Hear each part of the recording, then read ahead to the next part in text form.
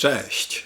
Po pokazaniu tego zdjęcia na Facebooku spostrzegawczy koledzy zaczęli dopytywać, co to za tajemnicze czarne pudełeczko mam przykręcone do karabinu. Zaraz o nim opowiem, ale najpierw po co?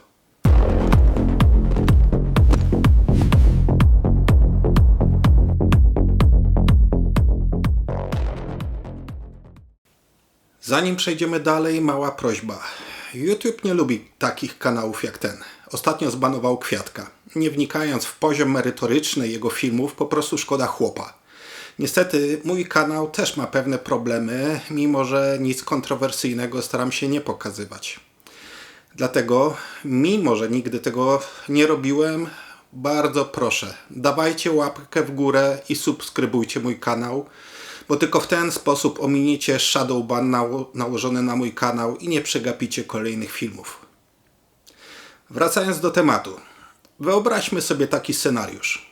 Masz idealnie wyliczoną poprawkę na wiatr. Znasz dystans co do centymetra. A amunicja jest selekcjonowana, a sprzęt z najwyższej półki.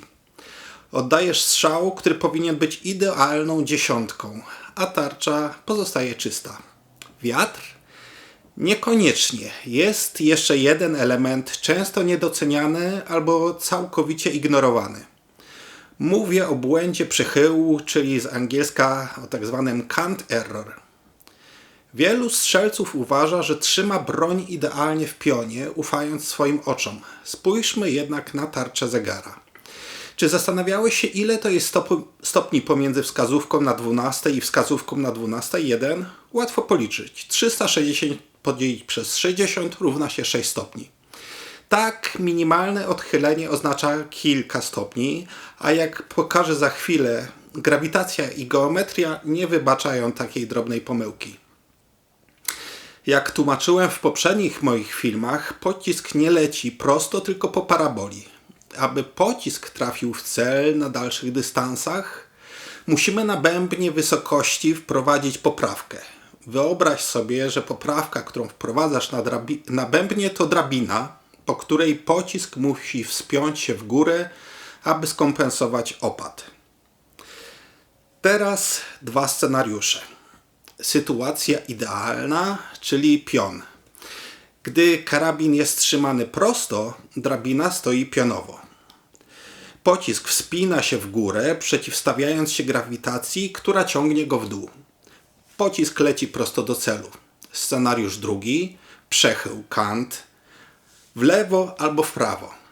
Twoja drabina balistyczna również się przechyla. Kręcąc bębnem wysokości w górę nie przesuwasz już punktu celowania tylko w pionie. Przesuwasz go na ukos, trochę w górę i trochę w bok. Efekt: strzał ląduje niżej i w bok, w stronę przechyłu. Im dalszy dystans i im większą poprawkę na opad musisz wziąć, tym bardziej ta krzywa drabina zwodzi cię na manowce.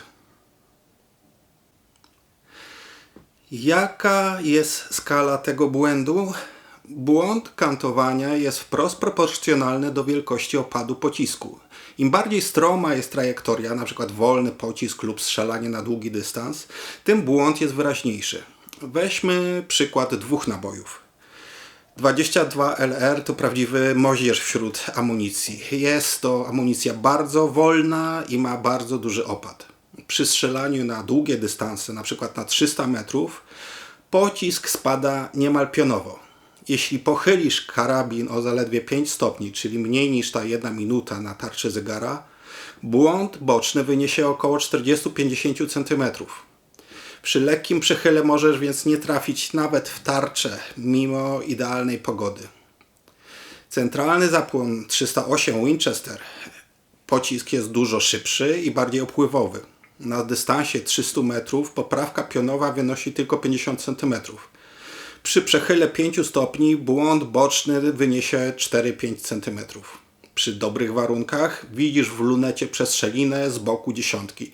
Myślisz: o, wieje wiatr, dajesz więc poprawkę, prostujesz mimowolnie broń i przy kolejnym strzale pudujesz w drugą stronę.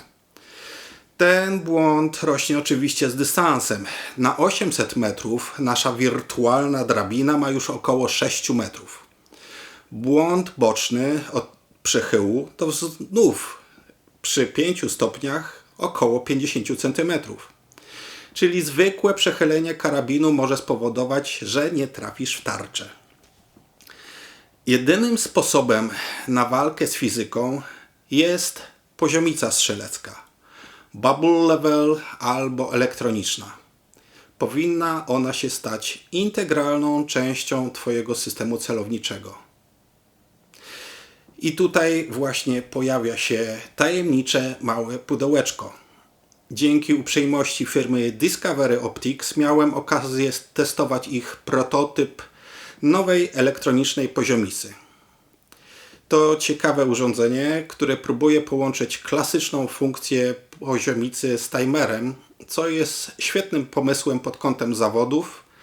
Jako że jest to prototyp, przygotowałem dla producenta zestaw uwag, które mogą uczynić ten finalny produkt znacznie lepszym. Za chwilę przedstawię krótkie podsumowanie moich wniosków. Poziomica została dostarczona z kilkoma rodzajami mocowania. Tutaj mamy Picatinny, tutaj mamy M-Lock, możliwość mocowania na tubus lunety.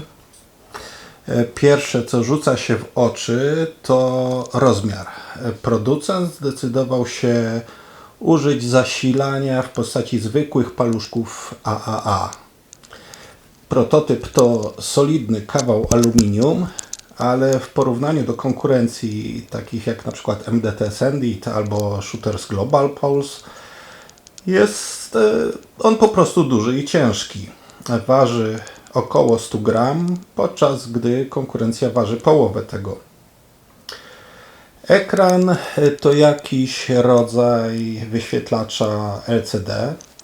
Jest on dosyć jasny i nie ma problemu z czytelnością nawet w słoneczny dzień. Gorzej, jeśli słońce padnie bezpośrednio na ekran, bo wtedy kontrast dramatycznie spada. Idealnym rozwiązaniem dla tego typu urządzenia byłoby zastosowanie wyświetlacza typu MIP, znanego choćby z zegarków sportowych.